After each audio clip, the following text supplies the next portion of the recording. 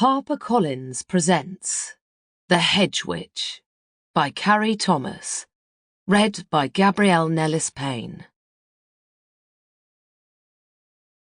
To the magic of Wales and my Uncle Roger Coig, a Welsh wizard, storyteller and dreamer. I call to the watchtowers of the east, to the goddess of air and wind, wielding the wand of old, to the leaves in the sky, to the birds flying high, to the scents of the flowers, to limitless powers, to the wisest of minds and the freest of souls. Rise now and let your story go. When time melted. Rowan breathed onto the train window. A circle of mist appeared, soft as the blur of the landscape beyond. She drew two eyes and a smile inside it. Then, with a small burst of magic, the smile turned itself upside down. She glanced up and down the carriage, but no one was around to see her cast. It was empty.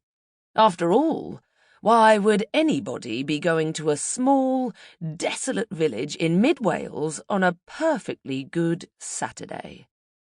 Anyone but me? Why me? Exiled for the summer, cast out, left to fend for herself amid the sheeps and bogs. She could be going on holiday somewhere hot, with a beach. She could have stayed in London and attempted to attend parties she hadn't been invited to.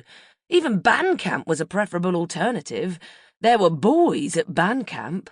But no, she'd been packed off for the summer to reside with Aunt Winifred, her arguably most crazy relation. And there was stiff competition. What chance would she have now when she returned to St. Olav's School for Girls, having missed the entire summer's social scene? Rowan laughed aloud. She wasn't exactly in the social scene, but now she was as far from it as you could get, hurtling on a train towards the middle of nowhere. It was like facing her future. One day she'd probably be Aunt Winifred, living in a remote cottage surrounded by cats, smelling of cats, turning slowly but surely doolally, poking a stick at the local children if they came near. Rowan sat back in her seat, despairing at the vision. She'd hoped for a very different summer, free of the chains of school, of the people who made it clear she would never be one of them.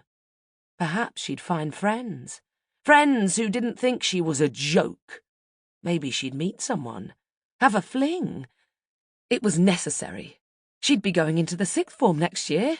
Everyone at school had started coupling up, growing up, and she felt as if she were being left behind. No one ever looked at her with that kind of interest. Who would want me? Rowan battered the thought away, preferring her hyperbolic despair. Just one kiss. One spectacular, spell-shattering kiss. Was it too much to ask of the goddess? Or would she be alone forever? Never been kissed. It would be written on her gravestone. Here lies Rowan Greenfinch, sorely missed but never kissed, buried with cats. A trundle of wheels distracted her before she could begin writing the full extent of her bleak obituary in her head. A young woman pulled up a tired-looking food trolley next to her. "Do you want anything?" she asked, rolling gum around her mouth. "A boyfriend?" Rowan suggested. The woman stopped chewing, eyebrows meeting in confusion. "What?" Rowan laughed. "Sorry, sometimes I say things out loud that are meant to be in my head. But hey, if you can't do me a boyfriend, then I guess I'll take my own body weight in chocolate. Have you got that in there?" The woman stared at her. She looked concerned. "I've got Cadbury's Dairy Milk or Kit Kats. Do you want all of them?" Rowan sensed her humour was lost on her. "I'll take a Kit Kat. Just the one." Sample complete. Ready to continue?